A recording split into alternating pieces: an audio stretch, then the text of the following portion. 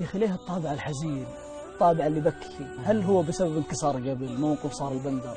والناس يفكر اني عاشق ولا اني حبيب ولا هذا اللي طرف بالي ترى. لا بالله، انا كان عندي اخو لي توأم اسمه علي الله يرحمه رحمه الله، ففقدتها قبل 6 سنين او 7 سنين تقريبا، وهو يعني سبب يمكن يطرح علي في كل شيء. هو اللي يعني حقيقه لو بتمنى يعني ان الله منوه في الدنيا والاخره ان الله يجمعني فيه الجنه والفردوس. اللهم حسرتي يا وجودي يا كسر قلبي